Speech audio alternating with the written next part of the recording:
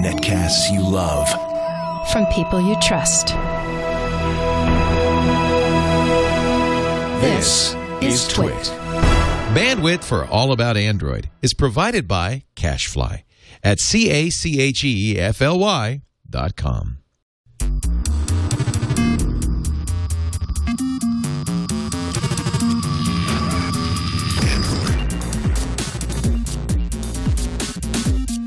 Hey, what's up? Welcome to All About Android. This is episode 83, recorded on Tuesday, October 30th, 2012. We are your weekly source for the latest news, hardware, and apps for the Android faithful. I'm Jason Howell.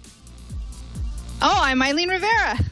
I'm Ron Richards. I didn't know where you were going there, Chad. I was like, I didn't know either. I didn't know either. Am I last? It was It was the next button on the switcher, and so I just kind of did that one. That works. You're right. Sometimes it's all you need is the next button. Welcome to what I imagine is going to be a pretty big show, right? No, there wasn't much news. There wasn't. Coming in, I was like, what are we going to talk about this week? Actually, there was a point, before yesterday where I was like, what are we going to talk about? And we'll get to that when we get to the news. But yes, this week we've got a whole lot of Nexus to talk about. It kind of sounds dirty. Yeah. But that's okay. I'll go with it. There is a dirty video we will talk about later. What's that? There is a dirty video we will talk about later. Oh, I forgot that that's in there. Yeah. It's overshadowed by all this other stuff. But yes, dirtiness will be coming up soon. Also, Android 4.2. Maybe you've heard a little bit about it. We'll talk all about that and so much more. Before we jump into the show, what's up, folks? How are you guys? I'm doing all right. Apparently, I want to hear about Eileen and what life is like on the Starship Enterprise. Yeah. Well, I've decided to go into science. I have not yet gotten my badge for the. Well, you're just an ensign, right? I mean, you don't have a rank yet, so you need to get a couple of dots, and then you'll be all set. I know. But I will get there. It is my goal. But things are good. I'm sorry I can't be in studio today. Had a lot of shoots.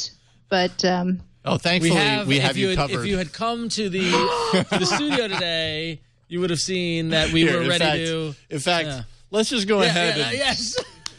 There we go. I think this works. Do I have this right? Am I on the right side? Yeah. Okay, good. Is that right? Yeah, just stick the pin. Yeah, it's all right. Just stick the pin in the TV. Okay. Yeah. I won't move. Yeah, there we go. It ain't moving. All right. Hilarious. I really wish I could stick that up for the remainder of the show, but make sure to wear my uniform next week, and then I can properly have my pin and. Do you have the Elcar's live wallpaper on your tablet? Right. Then that would be perfect. Of course you do. Of course you do. You installed that immediately and never got rid of it. There you go. She really liked that live wallpaper. It was crazy. All over that. Yes. All right. Well, I don't know who this belongs to, but we'll go ahead and drop it in the mail to you, and I'll apologize to whoever gave it to us later. It came from off camera. Yes. Alex Gumpel. Yeah, right? I'm pretty sure it was Alex. Alex is great. Yep. Thank you for donating this to the show. All right, let's dive right into an impressive amount of news. Let's do it. All right, so I was saying, before yesterday, I honestly had no idea what the show was going to be about because we knew there was an event yesterday. Well, no, so they had announced for a couple of weeks we've been leading up to an event in New York City that was going to be following the Apple event, the Amazon event. Also, now Google was going to play. But then last week we started hearing rumblings that this storm down in the south was gonna get some energy, get some power behind it, and it's coming towards New York. And then was it on Thursday or Friday they canceled it? They canceled it early. I thought they canceled it on Sunday, actually. Oh, was it on Sunday? I thought it was on the weekend. And it's been very long days. It was a thread all weekend. Yeah. People had already, I think there was a bunch of tech press that was already out there on the East Coast. And what happened was just that the location of the event turned out to be an evacuation zone. So even if they wanted to try and pull it off, there was just no way. I mean, that's just... Right. So it's canceled on Saturday. Oh, Saturday. Yeah, okay. so all weekend, and and honestly, after seeing everything that happened in New York, it was the right call. Absolutely, in that right call. And I think we probably take a moment to hope that everybody that's been affected by Hurricane Sandy is doing okay by now, and hopefully, a lot of people without power. I know my family on Long Island doesn't have power right now, so hopefully everybody's kind of hanging in there. Yeah, staying warm and important is that everyone's okay. It's kind of more important than announcements and things like that. Absolutely. No, I mean this made this made perfect sense that they did it. Although you couldn't help just on the tech side of it as relates to this particular event. When I heard about it, I was like, wow, what is Google going to do? This was last year the same event got delayed because of Mr. Steve Jobs. Remember? Right. So this is like that event.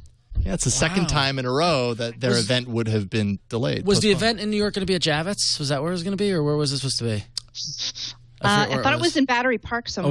Oh, it was down at that. Okay, yeah. So that's completely underwater. So that's good that they didn't do that. So no, so definitely, obviously, a very very good move. Yeah, no, but it was like, what are you going to do then? Yeah, so going into yesterday, I was like, so are they just going to do it here? Or are they going to do are they going to scramble and do an event in Mountain View? Because they had all of these. Yeah. I mean, what we later found out, essentially, what Google ended up doing is just releasing in a blog post and saying, here's everything we were going to do, and just basically made it all real and set in stone. I was very surprised they did that.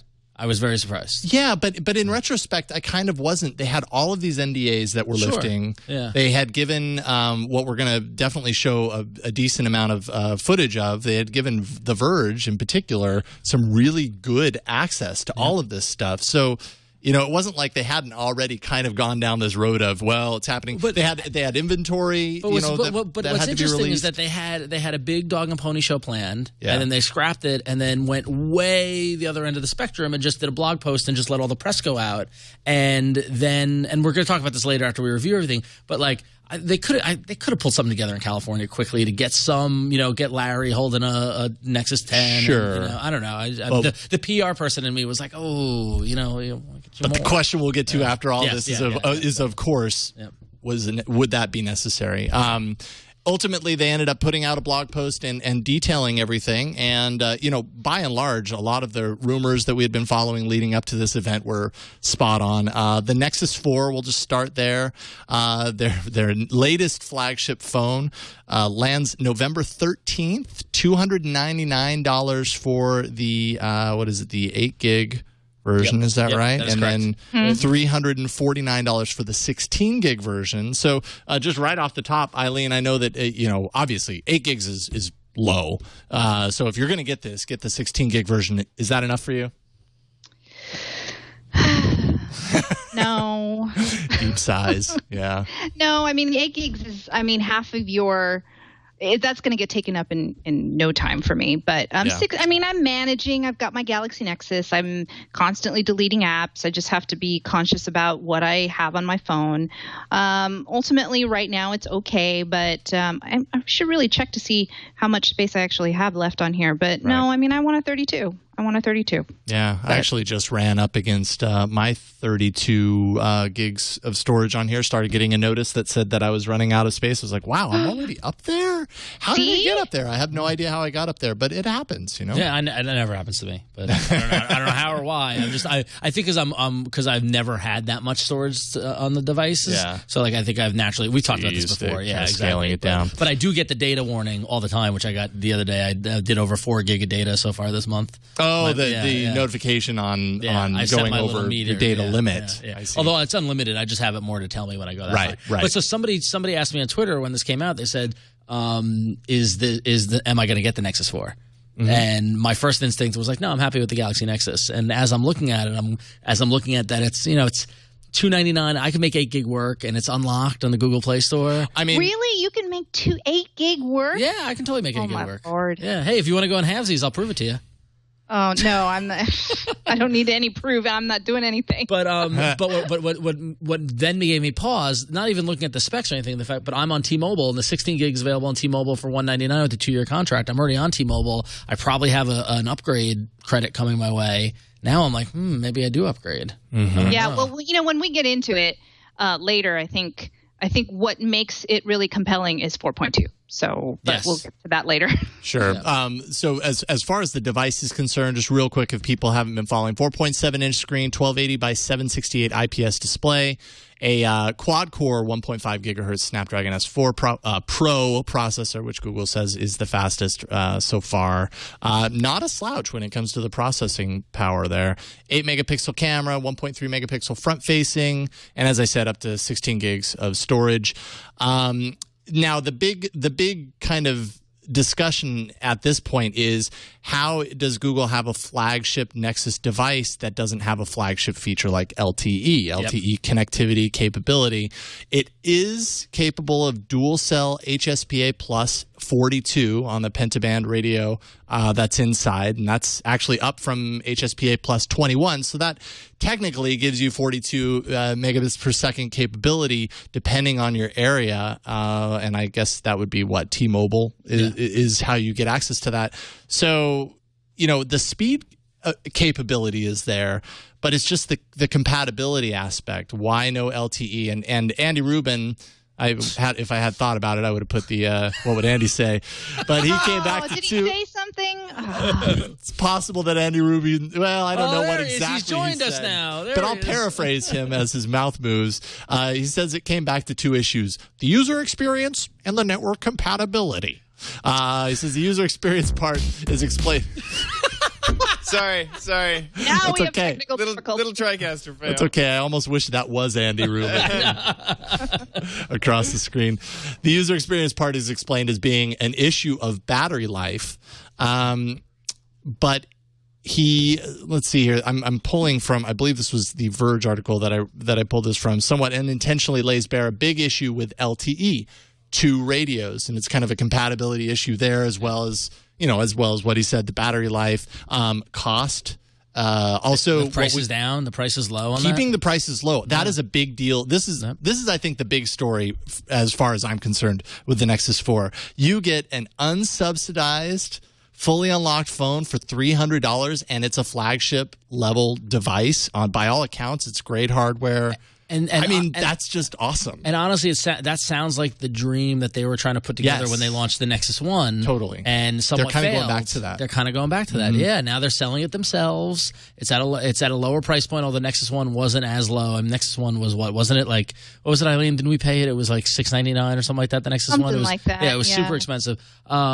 But this is the kind of the Google dream, is that they're going to give you a good device at a better price and everything. And get you kind of unaddicted to the mobile carrier subsidy kind of plan that, at least here in the States, we're by and large very addicted to that kind of approach. So I don't know. Yeah, and I think the Nexus, you can tell me, Jason, but I mean, the Nexus on Verizon, the Galaxy Nexus on Verizon was hampered, and is getting the updates late. There's some Verizon wear on it. As far as am I correct in that? There's a little bit of Verizon wear on there. There were a couple of things on there, but yeah, the big deal there is, okay, so I have a Galaxy Nexus on Verizon, but because of the LTE and all of the kind of contracts around that, there are deals that need to be made and clearances that need to be made on a network level for me to get my Jelly Bean 4.2 update without rooting and ROMing it myself. And I think in Google's eyes, that just goes entirely against the promise of what they want to do with the Nexus brand. Yep.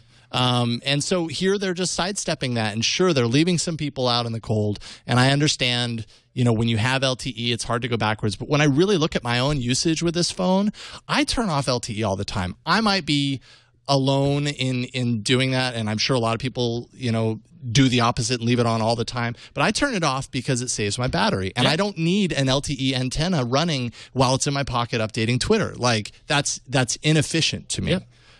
So it kind of doesn't bother me. I would be interested in this if I wasn't locked into another year because I'm addicted to subsidies. Well, and I think part of the argument, as you mentioned, is battery life. And, I feel like battery technology has not caught up to LTE yet. So there's a lot of pros and cons on both sides. I mean, I want LTE. I really do. And if I get the Nexus 4, obviously that's not happening. So I could see both sides of the story, but ultimately it sounds like they're taking a stance against the carriers that have been, horrible to the U.S. customers. Now, those of you out there international, this is going to be a great deal. I think really good deal. Yeah, and honestly, and just to play devil's advocate as a con, like no LTE, fine. You know what I mean? Like it's fine. I mean, I at that data speed, I'm not really noticing. I'm not really worried about it. I've got no complaints on this. You know what I mean? Like I kind of go back to the Louis C.K. on Conan. You know, like it's magic that I can get data on this device. Right. Like, The things that we can do with this is still pretty darn impressive. You know, like oh, sorry. It's just for me. Of course I want LTE. I want speed, but I just want the data to work.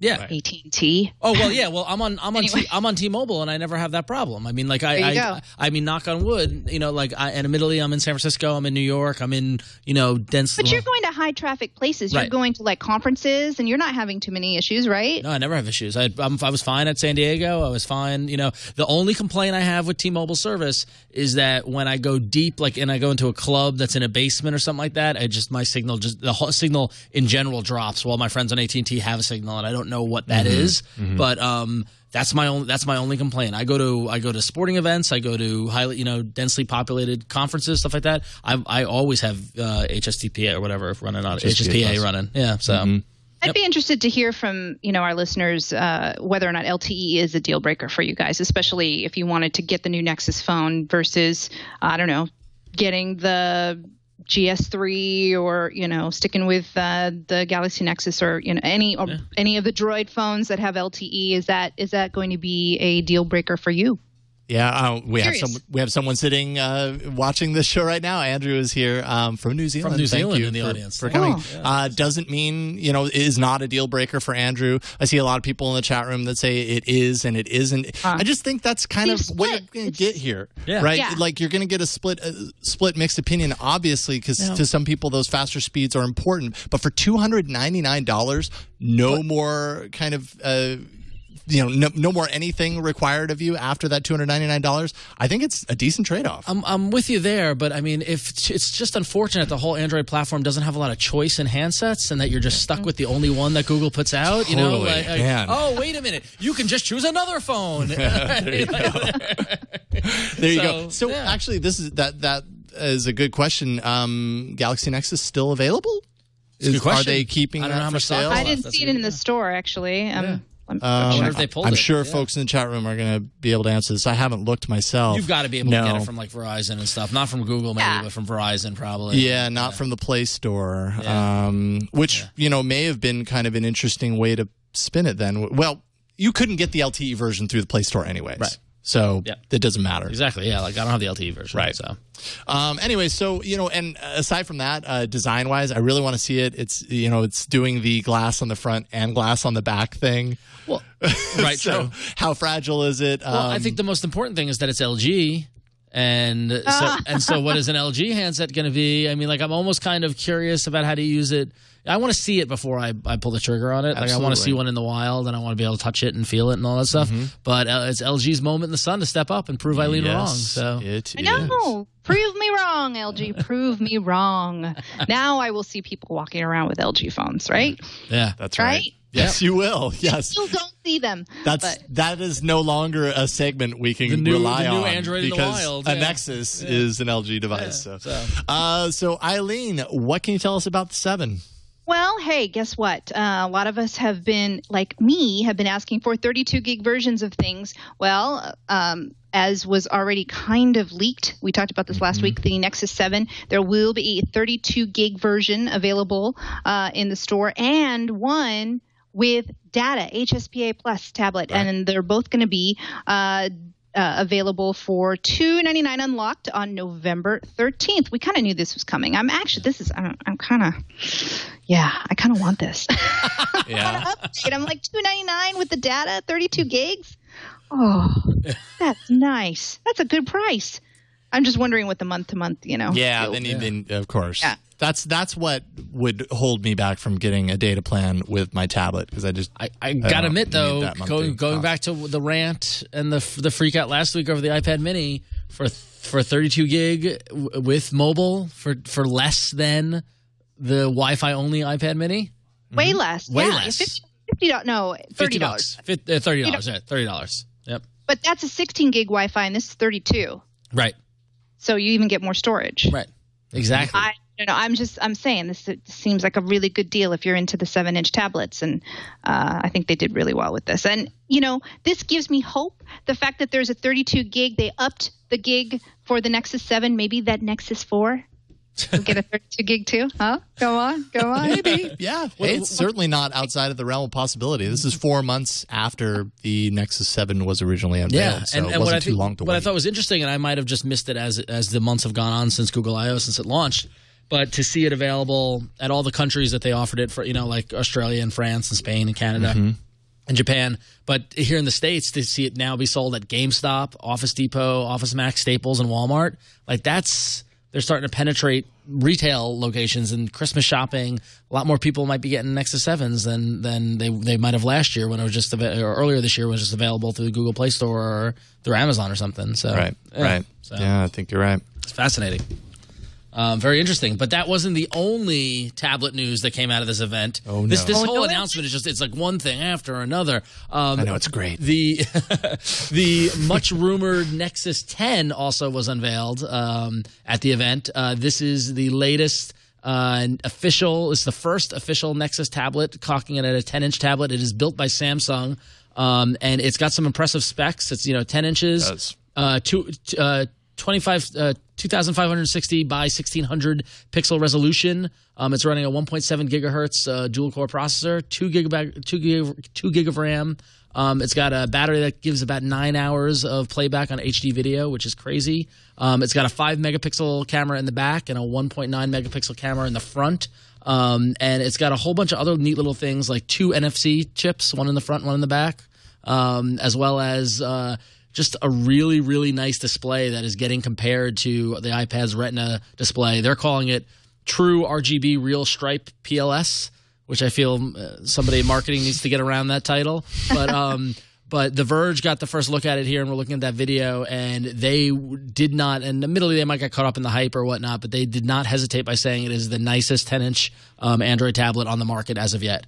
So it looks like similar to the Nexus 7 with Asus, Google partnered with Samsung and got the 10-inch tablet right, it seems. That resolution, I know Jason and I were IMing yesterday, and I said, is that resolution better than the Retina 13-inch MacBook Pro? And I think we decided that it was, right? Oh, yeah, it is. 300 pixels per inch density on this tablet, on the 10. 4th generation iPad, 264 pixels per inch. There you go. So, yes, absolutely is. And it's got a 16:10 aspect ratio, which is a little odd. And my only complaint about it was that the OS and the version of Android operating system on there just didn't seem as tablet optimized as I would have liked. It just looked like an expanded phone version, Yeah, and we'll talk about that a little more. Absolutely. But what's interesting is that, and we're going to talk about this next, is that it is running Android 4.2 right on the device as well. So similar to the phone, you can just get Android 4.2 on this device right out of the box. Which is fascinating.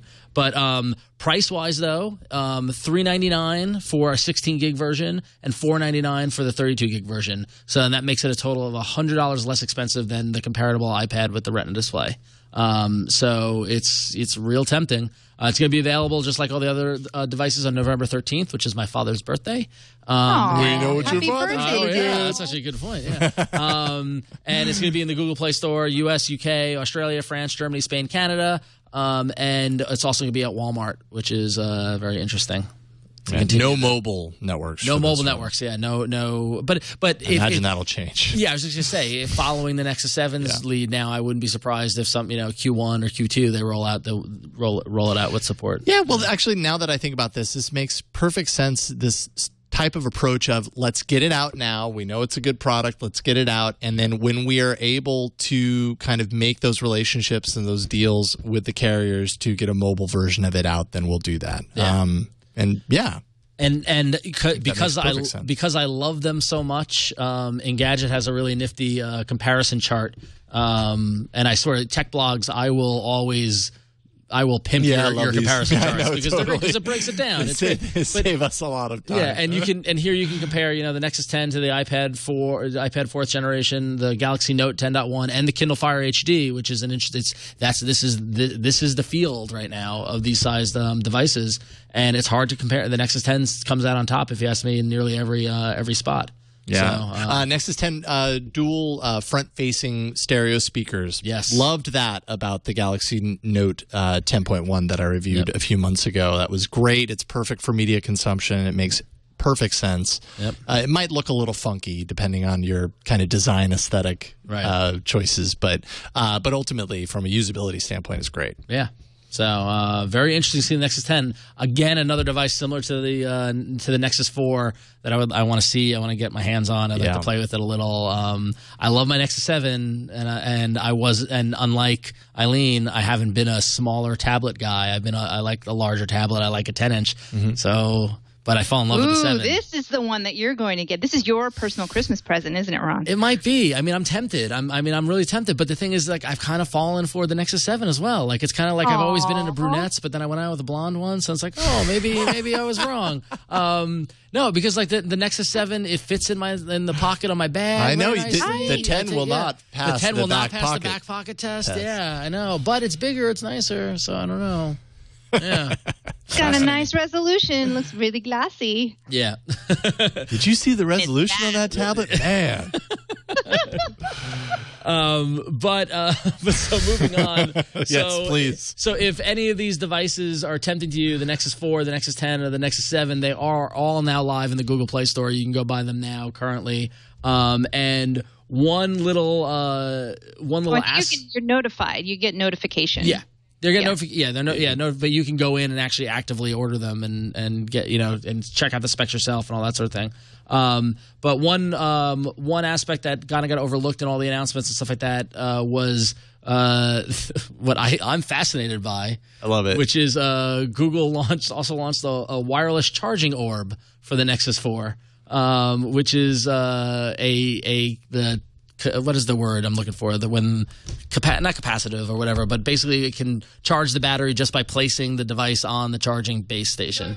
Yeah, there we go. Thank you. Yes. Thank you. Conductive. It took a village, and we got there eventually. Inductive. But this is cool. It's also kind of harkens back to Palm's Touchstone, which was kind of a big deal, I think, back in 2009. Well, I remember right around then. That was so cool. I remember right around then hanging out with somebody telling me, like, listen, we're never going to have to plug anything in ever again. Like, Duracell had the mat, and there are all those kind of things, and, like, you're just going to put stuff on. I was like, yeah, you're crazy. And here we are. Google is embracing this technology. What I thought was funny is it looks like a Nexus Q cut in half. I know, it totally does. It totally does. I love it. They just took the parts. They took the parts. Exactly. They stopped the Q. They took the parts. They're using it for the charger. Yay. We have all this stock. What on earth are we going to do? Let's make a wireless charger. No, I think this is great. And I love that they're building it into the Nexus 4. Yeah. I think if you're going to make this work, like the power mat was cool. Yeah. That kind of thing is very cool. The problem that I saw with it is you always have to put some big fat thing and attach it to your phone, and most people aren't going to want to do that. Right. Because these days these devices are as much style, unfortunately, as they are function. Yeah. So people aren't going to want to change the look of their device like that.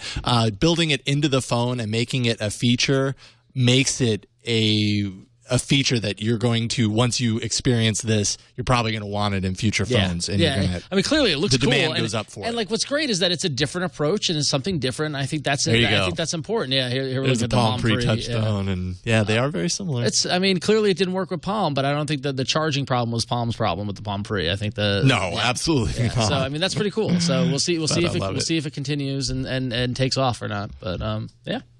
And then, of course, they had a little ad, but I mean, we don't necessarily need to play the ad start to finish, but it's definitely out there. It's an Ask Me Anything, and it shows off a little bit of the features. It actually does a pretty good job of kind of highlighting the different devices and everything. But yeah, let's dive into 4.2, shall we? So with the hardware behind us. Yeah, exactly. So the hardware, and this is kind of what's going to be powering that. 4.2 Jelly Bean. It is official. It will not be Key Lime Pie. Obviously, that I imagine Key Lime Pie is going to be the next the next one that we see, the next big one, I don't know, early-ish to mid-ish next year. Boy, that's such a vague prediction on my part, but there you go. Mark it down. Those playing at home. Mark it down. All right, so there's a lot of cool stuff here. It could have been just a very minor update, but I think there's even more awesome stuff going on here. First of all, new camera app.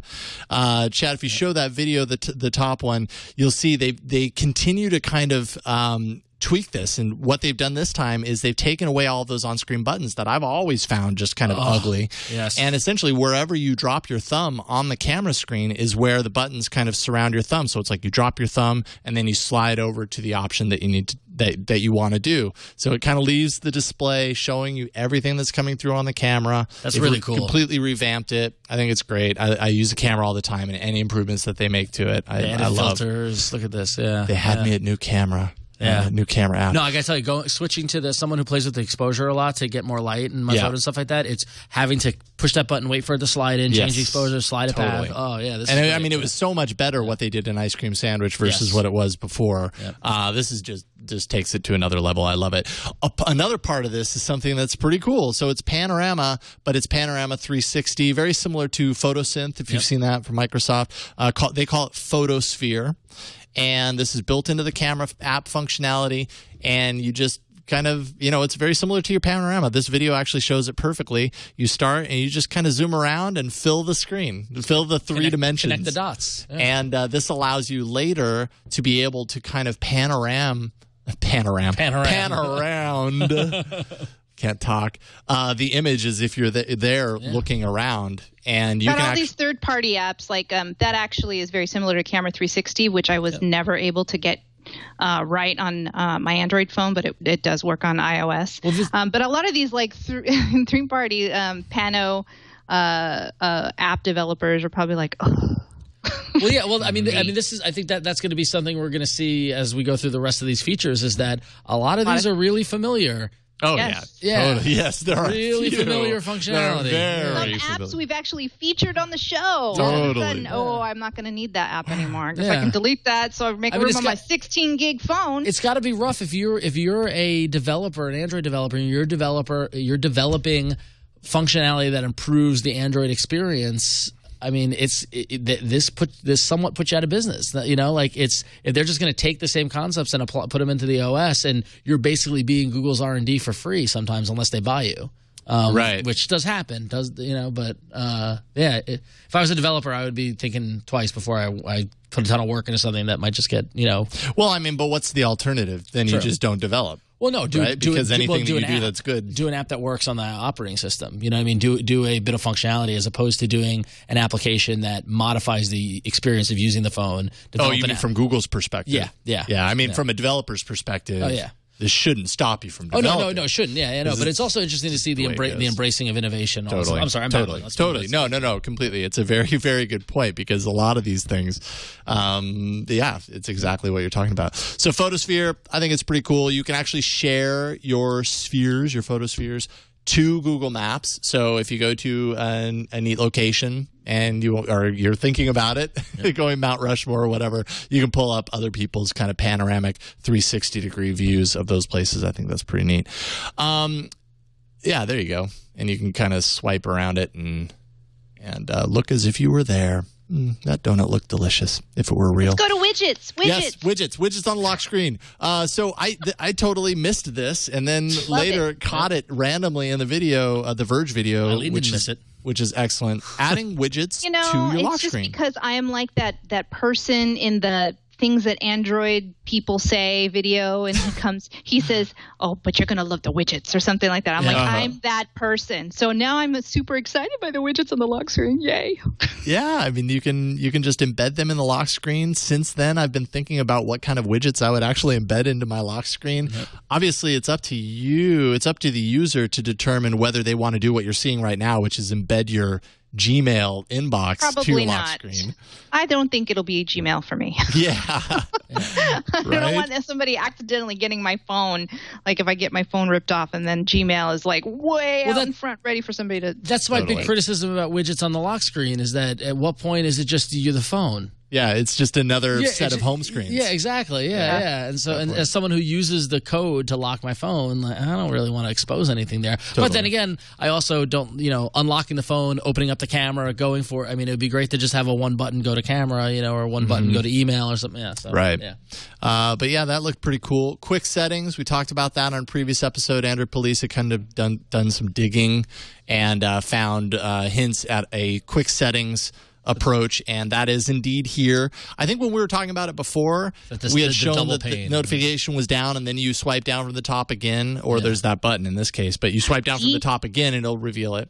Yes, and that gets rid of the app that I profiled, One Tap Quick Bar. Right. I was just like, oh, poor guys, they've got that all built in. But anyway, it happens. That's cool. It happens. A 2-finger swipe down, as you just saw in the video, instead of pulling down your notifications, pulls down your quick settings. Yep.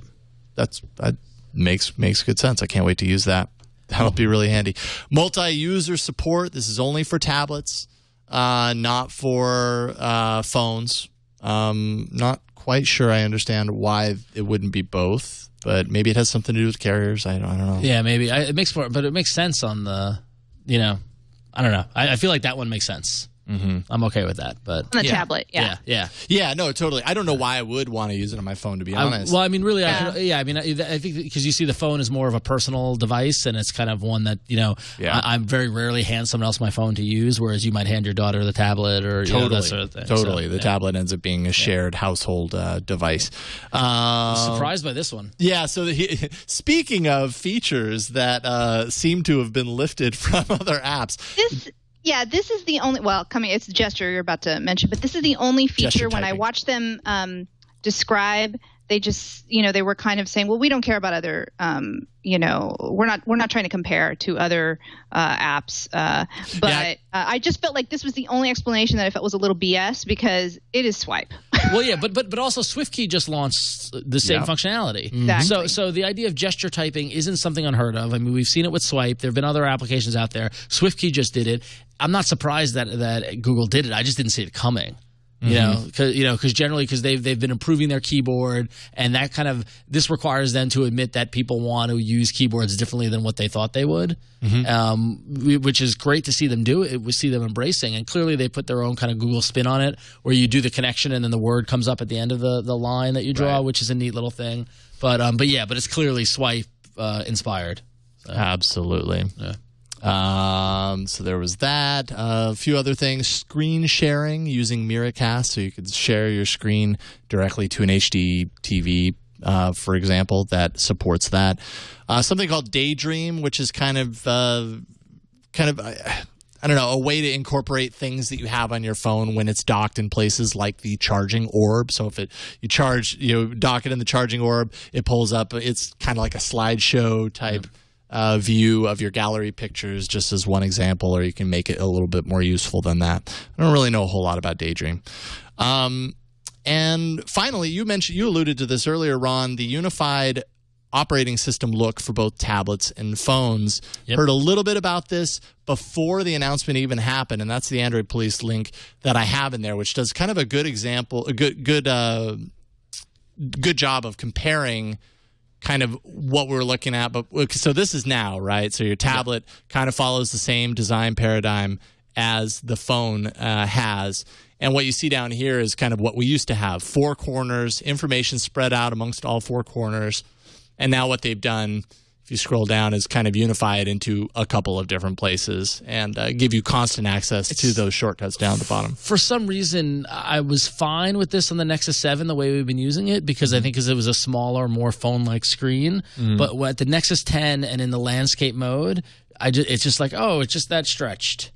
You know, yeah. So I mean, it's good that you're unifying the approach. I just think that the 10-inch suffers a little on that approach. That's my only complaint on it. But I mean, I would rather have unification than not unification. So. Yeah, and I think that's it. I mean, that's just a big part of what this is all about. Matthias Duarte had a few comments on Google Plus. He posted something out, and people were just asking him questions about things. And he did talk about this. He addressed a question about it. He said what mattered most of all in their testing was muscle memory, keeping the buttons where you expect them, no matter how you hold the device. The Jelly Bean navigation buttons work equally well for left-handers and right-handers, one-handed, two-handed, blah, blah, blah. Everybody can use it. By unifying the design, we are now able to put notifications and quick settings right where you'd expect them. So it's all about keeping it consistent, which can be a complaint, about Android. Well, I'm willing to admit that they're much smarter designers than I am, and I haven't used it yet. So I'm just saying, initially seeing the screenshots and seeing it up there, I was like, oh, that doesn't really get me excited. Yeah. But then again, I wasn't excited when I got the Zoom. With Honeycomb and the tablet kind of approach. I think it's just that landscape view. I'm just not a big fan of it. And it works so nicely on the 7 because I mainly always use it. It's always portrait. Yeah. Sure. So, who knows? Yeah, I'll be curious to play once we play around with it like that for an extended period of time to see what we think. And this is where you pull it out from under the table and tell us you got us all Nexus. And one more thing, everybody gets a 10. No, I don't have it. Oh, sorry. I wish. Jason. I wish I had that kind of pull. All right, Eileen, you got some cool stuff. Yeah, we've got an update that you can get your hands on now. If you update the search app for Android, Google Now has new cards, new updates. So, for instance, there's Gmail update. So, if your flight confirmations go to your Gmail, your hotel reservations, restaurant bookings, event tickets, and package tracking emails, that'll show up as a card if you want it to. And from your Gmail inbox, I love that. Yep. I'm really excited because I'm actually flying to LA, so I get to see on Thursday. I get to see how this all works, you know, with my car reservation and my hotel and my flight. So I'm super excited. There are, let's see here, some more local attractions and photo opportunity proximity updates to Google Now. I've just noticed a lot of things like stories and news. All of a sudden, I've been doing a lot of searching on Hurricane Sandy, and like one of the first card on my phone is, a news bulletin on Hurricane Sandy. Also, there's an exercise card. One thing that has been updated, which I'm super stoked, is that now you can say create event. Going to dinner Sunday, November 11th at 8 p.m. with Ron and Jason. Boom, in your calendar. Very excited that we can finally do. Yeah, that is awesome, cool. And that's something that you've asked for a long time ago. It's a long time ago, and we came up with that roundabout way. Corey Teague had shown us a roundabout way to do it. Now you can just do it via Google Now. So update your search app and check it out. I believe, though, this is only for Jelly Bean. Is that correct? Yeah. I think so. Yes, only for Jelly. The only OS that can get Google Now. Right. But Hugo Barrow also said, who's the director of product management, that Google has been sort of it's been sort of a slow roll. So a lot of these features that we've been asking for, like they did the sports scores after Google Now launched, and now we've got these new set of cards. I mean, I think they're just evolving, and instead of like flooding all the users with all of these cards, they're just taking a slow and steady approach. And that's okay. Now I'm very happy. I just wanted that calendar voice alert, and I got it. Yay! Well, and it's funny now that we're thinking about Google Now and all that stuff. Two little notes on it that I have that are not related to the update, but one kind of is. One is I was down in LA recently, and I saw the little image on top of Google Now change when I was in Santa Monica. It was a shot of the beach and the thing, and so I'm noticing now. I actively open it to see what that picture is going to be. But the one thing about Google Now that drives me nuts is that even today, Google Now is telling me that the Giants beat the Tigers 2 days ago. Yeah. Like, it needs to remember, when I swipe a card, I'm done with it. Yes, agreed, totally. If I actively swipe, either the notification or the card means I got it. Don't keep telling me over and over again, especially with the traffic and stuff like that, where I'm glad you're giving it to me. Like, I love the Google search. Like, I searched for a restaurant and then went out on the street in Santa Monica and pulled it up, and I was like, oh, there it is, and it, it was very accessible. But 3 hours later, you're still telling me where that restaurant is, and I don't need to know. So, and I'm sure it's probably a setting or something like that. I need to go deep into the settings. For example, I went into the settings today and just turned off the sports card because now I'm done until baseball starts again, and I'll go back and turn it back on. So I don't know. It's interesting though. I love Google Now. I love it. I think it's great though. So The Verge had a really good detailed kind of insight into Google Now and just kind of Google's plan for this. And like you said, Eileen, I think all the teams, it sounds like, well, okay, just to back up, Google Now came from a 20% project. Cool. And it was just one of those things that, you know, in retrospect, you realize just how integral it is to tying all of these many things that Google does together. So they've had, you know, hundreds of different teams throughout the company, you know, coming up with ways that they can integrate their functionality into Google Now and have it pull from that knowledge base and everything. And I think it's perfect. I mean, it makes total sense that they would step this out slowly, because Google Now has the potential to be very, not invasive, because that's kind of has a negative connotation to it, but it really kind of takes over in some ways how you use your phone potentially. And if they were to just roll it out and say, all right, everything is on, you know, and from nowhere suddenly, you know, it's telling you everything, you know, that they've integrated all 200 ideas at once, it would be very overwhelming. So at least this way people are getting used to how it is used in their daily lives. Yeah, I dig it. Yeah. I just used it today on the drive up. I was looking for movie show times, and I was like, ooh, I should look to see when that movie's playing. And normally I go to the browser, go to Google/movies or whatever. I just open Google Now. I said movie show time San Francisco, and it just gave me the search results, and I could scroll through, found Seven Psychopaths, and now I know when it's playing. So excellent, very cool. So moving on from Google Now. We're still talking about stuff. Some updates on the Google Play Store side of things. So now, folks in Canada, the UK, France, Spain, and Australia, you can buy movies in Google Play. I know you're dying to get Transformers. But also in the UK, France, Germany, Italy, and Spain on November 13th, we'll be getting Play Music. Oh man, it's about time. Yep. And somewhat of a big deal as part of that is that Google finally inked a deal with Warner Music Group, and so now Google Play Music has all the major labels present. So if you are a fan of Red Hot Chili Peppers or Neil Young or Green Day or anything that's on through Warner Music, God help you, but you'll be able to get it. So there you go. Dang, Ron. Sorry. How about James Bond? You guys can buy some James Bond movies now overseas. Yep, there you go. So that's a better one. But some more interesting news on the Google Music side of things and the Play Music side of things. They rolled out basically Play Music will be rolling out Play Music kind of match functionality, where as opposed to having to upload your entire library to Google Music like I did over the span of 7 days. Yes. Do you remember that? Totally. Yes. How could I forget that? So now you'll be able to just scan your iTunes library and match it to your Google Play Music library, and just avoiding uploading at all, which I might just wipe out my Google Music and redo.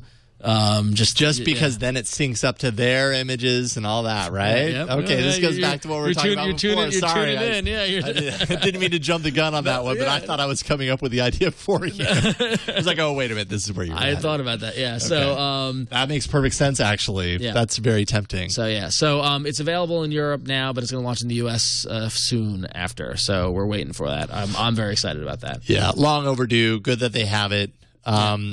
If you match a song to their library, does that still count as one against your 20,000? In other words, is your 20,000 songs 20,000 that you have stored with them, or 20,000 that you have synced with them? I don't know the answer to that. Yeah, I don't know the answer to that. You have a lot of good questions. Well, maybe someone that knows the answer can let us know. AAA at twit.tv. I honestly, I looked for a little bit and I couldn't find out, and I'd be curious to know. Yeah, well, we'll have to find out. We'll play with it. Lord knows I'm going to play with it. I might set up a new account, actually. Anyway. Is this going to solve your music issues, Ron? Yeah, that's what I'm thinking. It might solve. Well, I'm fine with it. Well, because the thing is, I want to get rid of iTunes. I want off of iTunes. And right now, my music infrastructure is I buy on Amazon, and I download through Amazon's daemon, and that puts it into iTunes, and then the Google Music daemon picks it up and uploads it to Google Music. So I need to replicate that flow. Now, honestly, the solution is buy my music on Google Play and not download it at all, right? But they don't always have the best prices. They don't always have the best price. Although recently, the last 2 albums I bought have been exactly the same as Amazon. So maybe they're wising up and maybe they're doing some more price matching. Right. But the big problem is that I want those local files, and the Google Music, at least on Mac OS X, the daemon just lets you download your entire library, or you just download like all recently uploaded songs. You can't choose what you download from. So Should be able to do it. yeah, no, I played with it this weekend. It's very blunt. I'll show you after the show. Yeah, it's interesting. So there's still some issues to work out with that, but we were talking about before the show. I was having problems with the cover images and what size they need to be, and if you're as Jason mentioned, if you're matching to their library, then that takes away the need to manage metadata or anything like that. So it's curious. That's great. So, little side road. Let's talk. Speaking of a sidebar, one question that came up earlier in the show, and also before we did the show, was so Hurricane Sandy comes, cancels the event. They rolled out the announcements anyway. They went with the Verge videos, and so it brings up the question, which is a very good question. Actually, there's conversation over on Electric Pig, which is a British-based site, asking, did they really need an event? Was there fanfare? Was fanfare necessary? Or did this launch go off successfully in the kind of non-event kind of manner?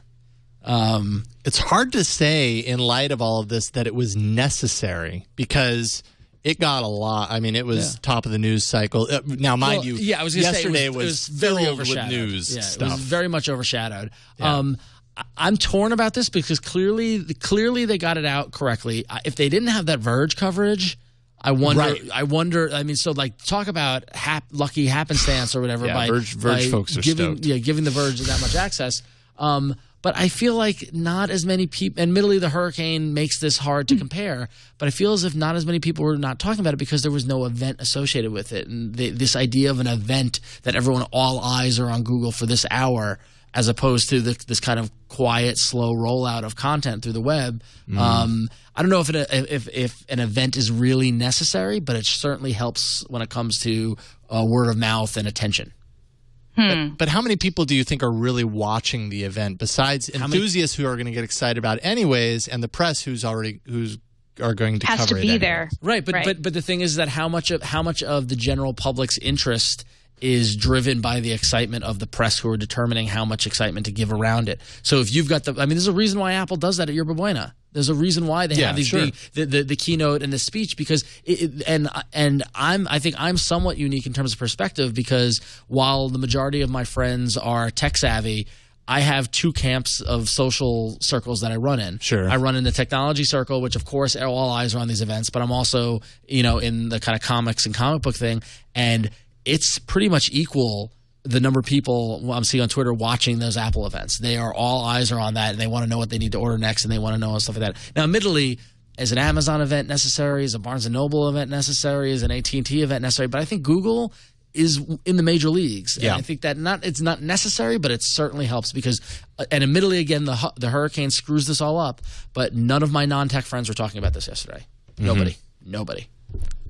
But again, it's because of the hurricane. And I don't think that they would have been dumb to try and put something together, I think. And I think it was good enough to me to at least get that information. Like you said, there's all these NDAs, there's all this, everybody knows it's coming out, I just think this is a special circumstance, just like it was last year. And maybe it hurt them a little bit, but I don't know. I'm over these events. Who cares that Jessica Alba was on stage for that stupid Windows? That was I'm sorry. That was just it was embarrassing. They may have saved themselves from some embarrassment. I don't know. I don't know what they were planning. I don't know that anything at this point is going to top skydiving outside of Moscone Center for I/O. So. True. Hey, new Nexus devices, and I think in their perspective, I'm sure all of the executives, I don't know, but maybe the executives were all in New York. They're not going to, they're thinking about what the heck is happening, to the East Coast at this point. And that's honestly what's more important. So, which I agree. I'm not saying the hurricane was less important or anything like that. And admittedly, that's what I'm saying. That kind of blankets the whole thing. The irony of me making this argument is that I hate the Apple events. Not because I hate Apple, because I don't. Again, you're just not to revisit that, but it's just like the mass attention the pomp and circumstance and all that sort of stuff. And to your point that you made is that I really wonder. I often have these conversations just in general marketing and PR with my friends who work in marketing PR, whether or not these companies need the blogosphere, whether or not they need to drum up they need to drum up CNET and Engadget and TWiT and Rev3 and everybody into a frenzy, or what if they just roll stuff out the way Google did and just and have a focused launch, give the information where people need it, and see what happens. I think this ended up being an interesting test case against that. I would completely agree with that. I'm very, very happy that Google didn't postpone and do another announcement that they planned in another week and a half. I think in this case, I think I beg to differ a little bit, not from a circumstantial perspective in that, like, I don't really know or talk to a lot of people that are outside of the technology sphere, or at least have since yesterday. So I don't know from that perspective, but I know from a press perspective, this got a lot of attention. I think personally, I feel like it got as much attention as it probably would have if there were an event. You still got all the information. I don't think so, and I can't measure. Yeah, and the thing is, I can't measure it because of the disaster, because of the hurricane stuff. But I don't think it did. I don't think it would have. I mean, because I'm going by the gauge of do people who aren't in San Francisco, are they talking about it? That's mainly my kind of my barometer, because everybody here, we're all talking about it. But so I kind of wish this didn't. I mean, of course, for many reasons, I wish the hurricane didn't happen. But of course, of course. But it's an interesting question, though. Very happy that Google didn't postpone it. Realized they probably didn't have a choice. And it was funny because someone in the chat room, because they're talking about it, and someone in the chat room said, well, The Verge could have edited the video to Google's dislike, or could have, because it was editorial, but. As someone who works for a content site that works directly with the companies that you're promoting, that wasn't going to happen. This was a coordinated. They went to The Verge, and The Verge liked what they saw, and they said, admittedly, I'm not questioning The Verge's editorial integrity here, but when you have that level of integration, there was no surprises on Google's side. Google knew what The Verge was doing, and that was kind of part of. And I don't know this for sure. I'm just saying from my experience with other companies doing similar types of things. Well, I mean, it's a no-brainer that they had impressive access to this stuff, and they created most of the media that most people saw about it, because there was no big, like you said, big event to show it off. All you had is the ad, and then you had all these Verge, looks into it based on a visit that they had to the campus. So yeah, absolutely, they were given unprecedented access. Highly recommend checking out the video if you haven't seen it already, because there's some really interesting stuff in there. But it is an interesting question to be made about the coordination of all of this, for sure. All right, how about we talk about hardware that doesn't have anything to do with the stuff we talked about. Wow, I feel like we've done a show's worth already. I know. I feel like it too. I feel like we should just skip to the arena. I know. Yeah, I'm kind of pooped. That was a lot of stuff. Well, let's go quickly. Yeah, let's go quickly, because we did go a little long on that. I had spent some time way back when with the LG Spectrum, and I liked it. It was a mid-range phone on Verizon. They have the LTE Spectrum 2 joining Verizon's lineup for $99. And again, it's right in that kind of current mid-range phone area. 4.7-inch HD IPS display, 1.5 gigahertz dual-core processor, 16 gigs of internal, and 32 gigs of micro SD expansion potential. So, but it is launching with ice cream sandwich, hopefully updated to Jelly Bean sometime soon. And the design looks very similar to what I had played with the first version of the Spectrum. But I liked the Spectrum. I thought it was good. I realized in retrospect that was my only experience with an LG device. I wonder how it would stack up, what I would think about the next LG device, the Nexus 4. But hey, man, that $99 price point, that's a machine. Yeah. That's when we look at those numbers of Android penetration or whatever, it's a lot of $99 phones are in there. So yeah, not to mention seems decent, and then the Droid M seems decent as well. So for that same price point, so totally, and you're getting access to the LTE network for $99 too. That's kind of a big deal as well. So check it out. Ooh, spicy time. Spicy, dirty talk. And of course it has to do with Samsung, my favorite. There's actually 3 new ads that Samsung released recently. You may have seen it on your television, or maybe you've checked out the viral video online. Chad, we should show the first one if you've got that there. I don't think it's only 30 seconds. I really don't think I need to say more after we watch the ad. But let's do it. The page is loading. It's not going fast enough. It's too hot. Yeah. It's too hot for the show. Come on. Oh my gosh. Is it trying to censor us? I know. Oh my gosh. It's in here refresh. It killed. Oh, the page died. Wow, look at that. Oh, We didn't get clearance with Leo to play something this hot and dirty on the show. Something is broken here. I'm gonna I'm gonna go try to find it on YouTube. 1 second. Wow. Here, talk about a tease. I know, Wow, right? here I am. Right. Actually posted this, what was it, Sunday? I don't remember when it was, like right when it launched, and I got like 1,000+ ones on my Google Plus page for this. A ton of shares for this, and all I just said was, "Oh, I think this is really funny," or maybe I should go to bed. I don't know. And then the next morning I looked it up, and I'm like, "Oh, everybody thinks it's funny too," because it is. Yeah. It's pretty well done. Hey, they did a good job of getting everybody to talk about it. That's for sure. There's 3 videos. There's this one that we're going to show of a family, and the husband is leaving on a trip. There's another video of 2 people, I think, outdoors in front of like a bus stop or something. And then the last one is sort of date night, and I'll just describe that one as just sort of 2 people on a couch, and a guy is using his Samsung phone to play music on a speaker. It turns out to be like the Spice Girls or something, and it's sort of embarrassing. And the girl looks at him and says, "Oh, I can help you with that." And so she touches her phone with his phone. They both have Galaxy S3s, of course. And so she passes the music to him, which I don't know why she just doesn't play the music directly to the speaker. But anyway, passes it to him. He plays it. It's some sexy music. And now the date's saved. Date night saved. But that's not as good as the video that Chad's trying to pull. Oh my gosh! It's like everything is just broken. All right. Speaking of Samsung ads, I don't really often but I got a very funny response from someone on Twitter in response to last week's show, where someone who will remain nameless on Twitter just randomly trolled me and said what it was such a sad display from a fanboy on All About Android. It says you laugh at the Samsung attack ads and then you go after Apple. How sad.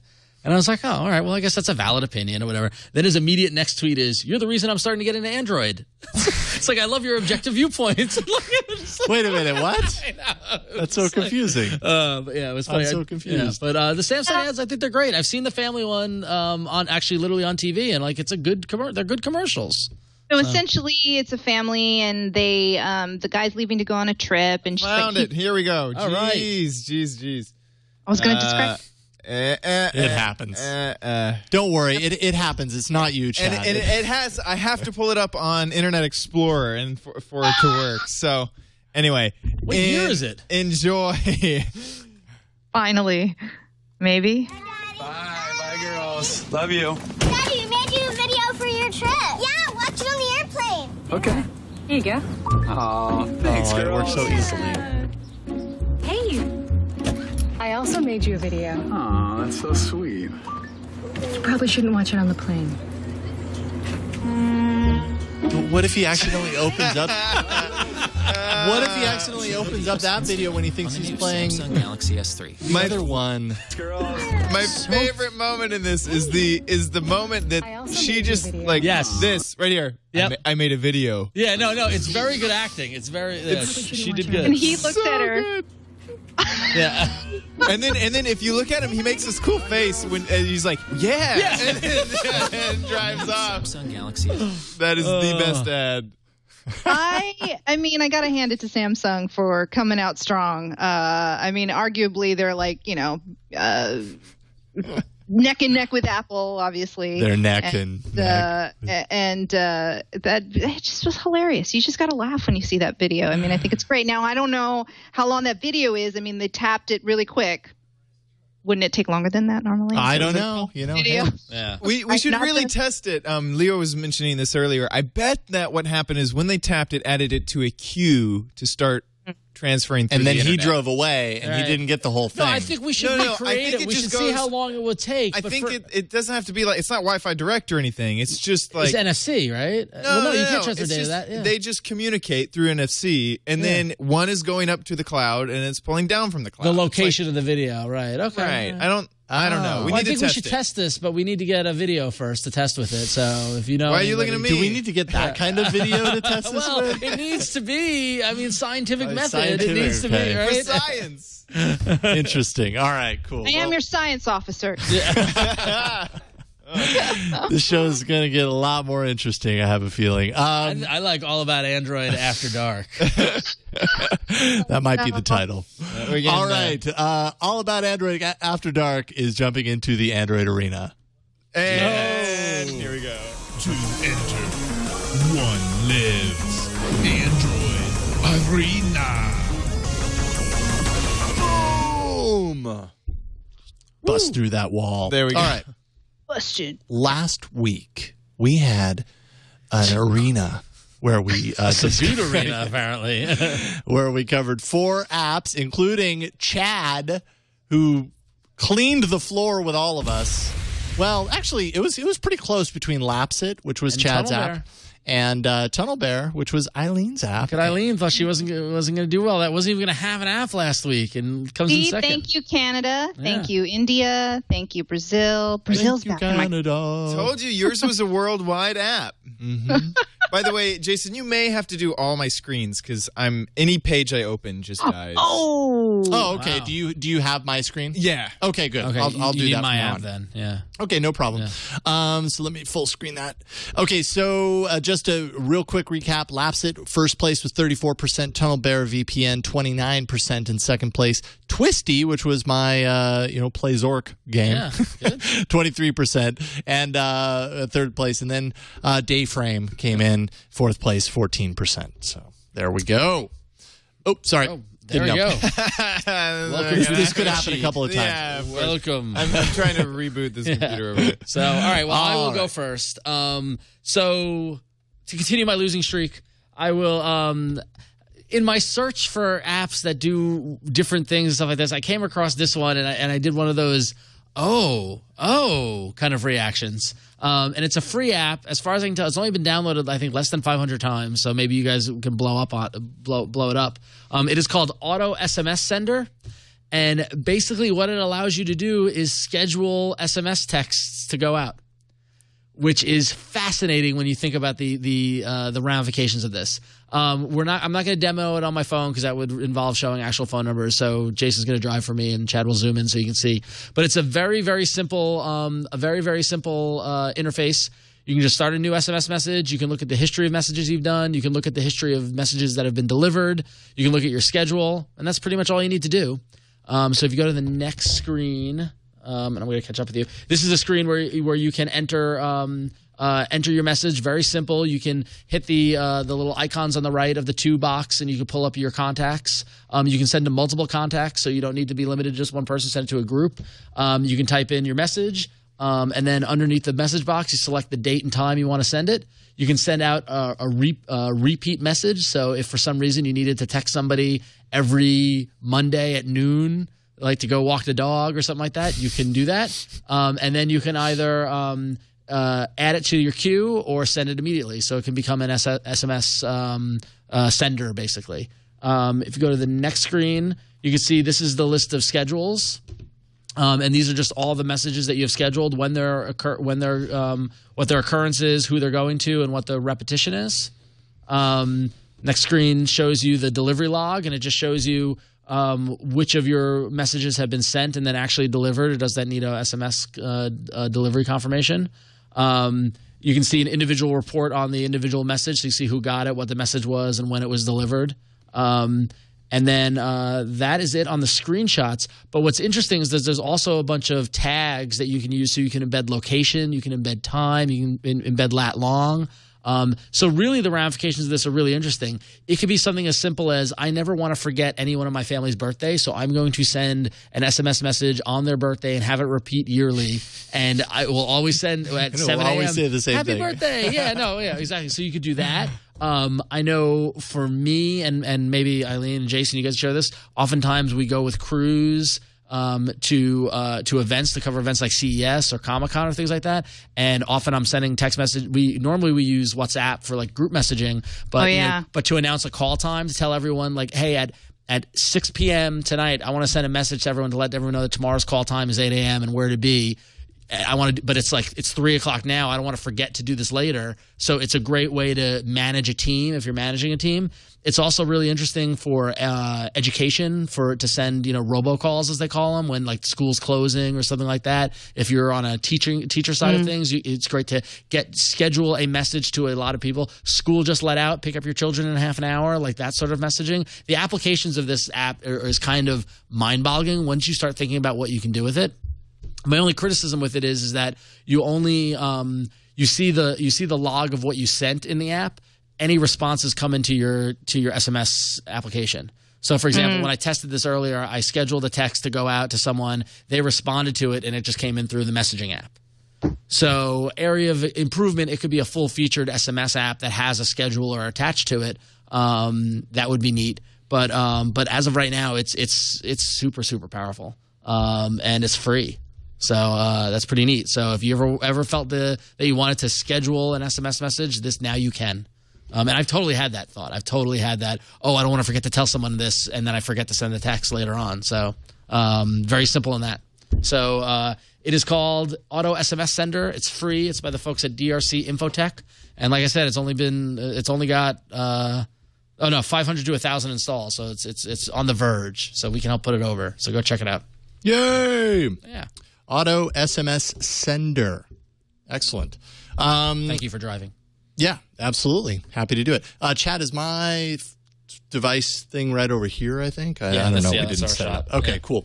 My app, I was scrambling, and then I found this app, and it does something that I've kind of wanted to get back into my phone for a while. For the longest time, I used, I think it was around Gingerbread, where they integrated that news and weather widget that would kind of cycle through like news headlines, and then you could tap through it. And then somewhere along the line, I stopped using it because a lot of times what I would see up there just wasn't kind of always relevant to the sources that I wanted. Not to mention, once you get into Ice Cream Sandwich and Jelly Bean, there's a different kind of view aesthetic to the OS, and I wanted something that kind of tied into that.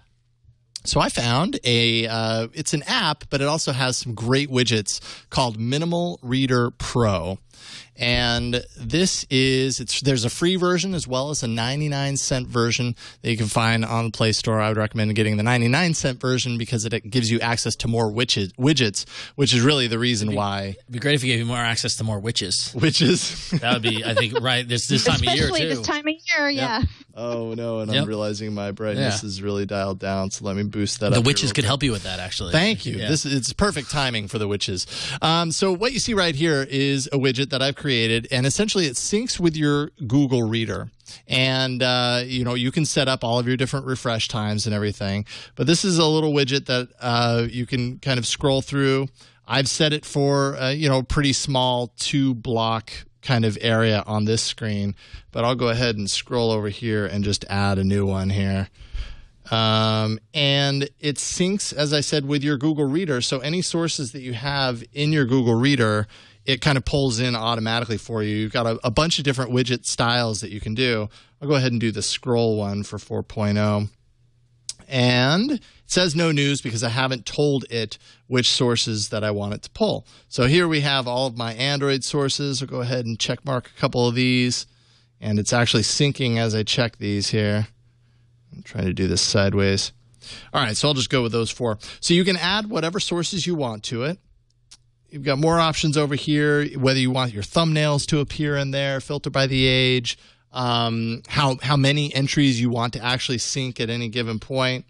And then this is where it gets into the customization. So this is a great widget for kind of, any of the UI tweakers out there. Some people get really into, customizing their home screen. And this gives you all the ability at a much deeper level than I would probably use of changing the color and kind of settings of everything around this widget. Right now it's transparent, dark background. I'll go ahead and put that on carbon, and the background, I like it on dark, but you can make it totally transparent or give it that nice glassy effect, put a border around it, change all the colors to match whatever the aesthetic of your current layout actually is. And then there's a lot of other buttons that you can hide or show depending on how you want it to be. Update the widget. Go home, and there it is. Now, I've got a little bit larger text than maybe I would use all the time, but I'll go ahead and resize this. And now this page is dedicated to news sources, and I can always just kind of go over here and see what the latest news sources are. Refresh for me here. When you're doing shows where you talk about news all the time, it's nice to see this stuff everywhere you look. So it's nice to just have it refreshing and updating for you. And then, of course, if you want to go in, it actually takes you into the app, which I would imagine the developers would also want me to show off. But I'm a big fan of the widgets more than what I would use the app for. The app is obviously great for allowing you to get into the rest of the information that's tied to the widget that you actually pulled up. But you can see it's kind of follows the Holo kind of a design aesthetic for all of your different sources, and you can flip through. It's a nice approach. I would say that the app itself isn't necessarily breaking ground as far as this approach is concerned. I've gotten very used to kind of the Flipboard approach, although this gives you a look into a lot more sources at one time. So if this is kind of the way you like to consume your news, it might be the better approach. And then, of course, if I've read all these, I can just go ahead and mark them all as read. It has an offline mode so that you can pre-download full articles, including feeds that truncate content. You can have it download those articles outside of the feeds for offline viewing, which is great. Just overall, it's a pretty nice minimal reader. That's probably why they call it minimal reader, right? So there you go. But ultimately, I'm just kind of a big fan of the widget. I like the look of it. It's very kind of slick and out of the way, and you can customize it to your heart's content. So that is Minimal Reader, free version, as well as a 99-cent version. I would recommend getting the 99-cent version and getting all of the widgets. And that's it. Minimal Reader. Cool. There you go. All right. What you got? Mine's going to be really quick. I'm not trying to pander to the situation that is going on back east, but I seriously have not downloaded any new apps, and I was kind of checking out a hurricane app from American Red Cross, and then I kind of stumbled upon all the different apps that they have. So my app is actually First Aid American Red Cross, and it's free. And you know what was really interesting about it? And don't show the video because it's iPhone, Chad, but you could just show the screenshot since I'm not there. It's really thorough in terms of all the information here. Maybe you don't want to learn all this information, but in case you do, you can learn about all various kinds of allergies, asthma attack, bleeding, broken bones, what to do in a situation with burns, first-degree burns, what to do. And they have videos associated with, a section on what to learn in case of emergency. There's a preparation tab, too, in case of drought, earthquake, fire, flooding, and you go into any of those tab, and they have probably everything that if you went to the American Red Cross and you got a pamphlet or flyer, you could find everything on here mobily. Emergency, you can get push notifications sent to your phone if there's some sort of national disaster, and then even in the More tab, what I ended up doing was downloading the hurricane app that's associated with American Red Cross. And then there's actually a little tab there to donate. So I went in there, and then it says donate online or donate via text. I hit the donate via text. It launched my text message, and then I donated $10 to the American Red Cross. I thought this is like a really kind of full service. There's some news and informations, and they have like photos of Hurricane Sandy relief and first aid training and all this stuff. And then it gives you, hey, by the way, we have a hurricane app. By the way, we have an earthquake app. You know what? I'm probably going to download the earthquake app because that's what's, that's what happens out here most often on the West Coast. But I just thought it was interesting. And a lot of really, really good information that I didn't expect. I just kind of downloaded it, and I thought, well, look at that. If you don't know, in terms of the hurricane app, which is not related to the app that I'm putting in the arena, but it is not the app that I'm putting in the arena, but it is related. It's giving you, preparation tab. There's even a little test area to challenge your knowledge. Maybe you've read through the app, and then they're giving you like a little quick quiz to see if you really know your stuff in case of, emergency. And then there's again, alerts that you could receive, and like a tab for shelters if there's a shelter nearby you in a situation. So I don't know. I think it's full service. I think, for me, in terms of educating myself. I think this is very handy. I carry my mobile phone everywhere.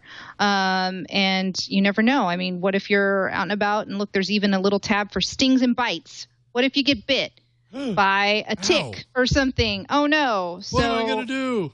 What is it? You mean maybe you haven't even seen a tick before? There's a picture right there on the swab. There you go. There it is. Oh, no. Go something else. Zombies. What if you get bit by zombies? Zombies. Nope. No. Sorry.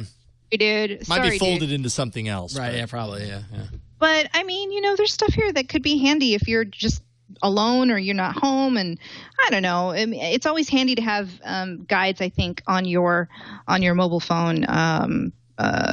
Maybe you just maybe your search just kind of fumbles, but hey, you've got a little guide here in a mobile app that could be just as handy. So check it out. It is First Aid from the American Red Cross, and it's free. And then again, they have all these other similar apps like Earthquake and Hurricane and Wildfire as well. So I just thought it was worth kind of mentioning that it's out there, and I think they did a pretty good job. And look at all that. I mean, the information on there is a lot and huge. Yeah. I mean, I think if you were in a really perilous situation and you had your phone on you, you probably kind of figure out what you need to do if you didn't know already. So, and then there's even like, hey, places, when you hit on the first aid training, places call, if you want to get the training, it leads you to a call us or learn more. And, with everything going on right now, it's not a bad thing, I think, to download for your phone. Just at least check it out and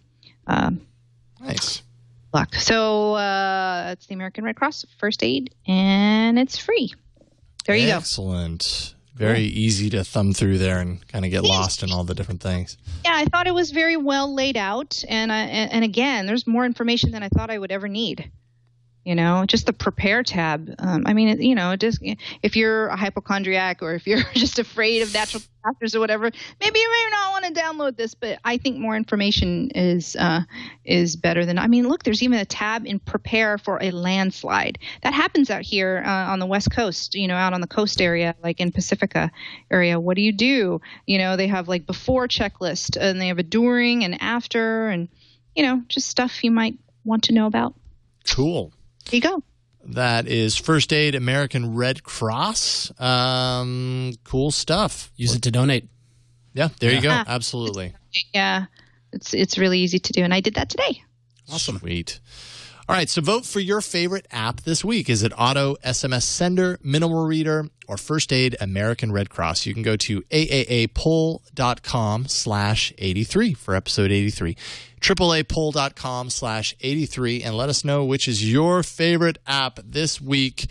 Early reports are in. Well, very, very early. Yeah, this is going to be a close race. Minimal Reader is out. Minimal Reader ran away with it. But but there's only 10 votes right now, so this is going to change. It's a sampling. It's like the Nielsen's. Yeah. This is a short sample we have right here.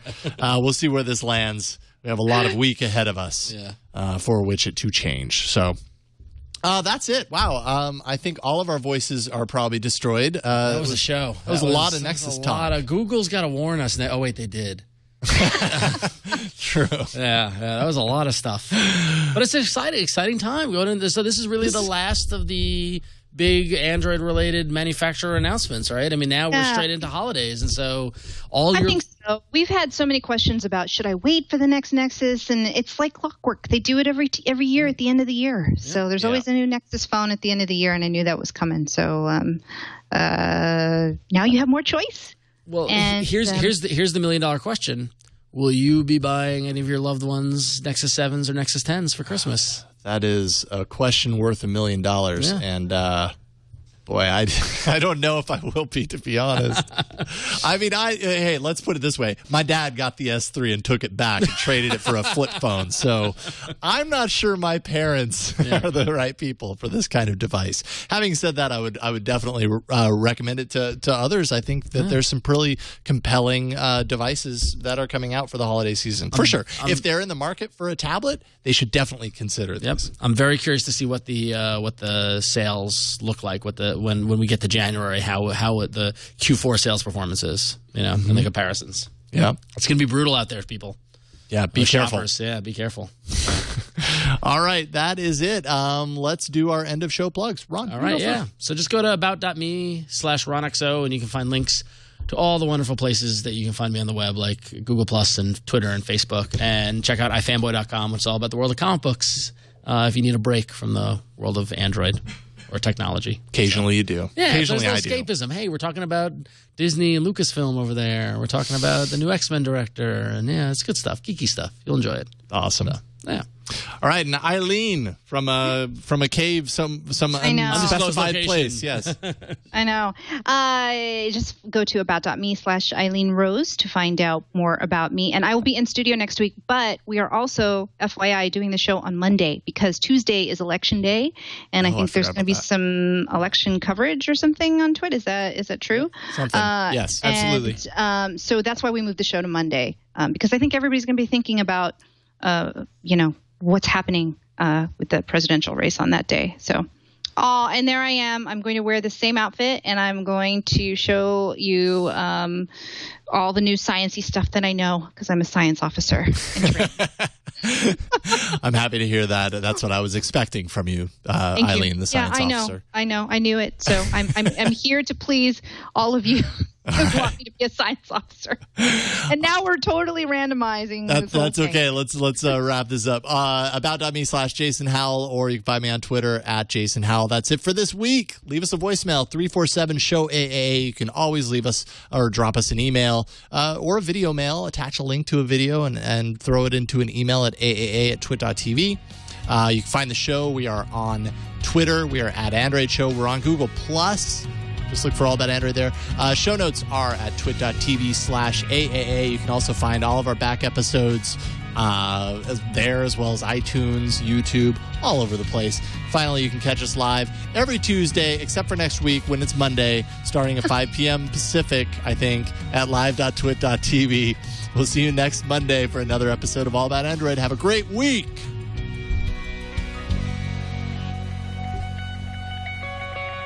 What is it? Jazz hand. Oh, yeah.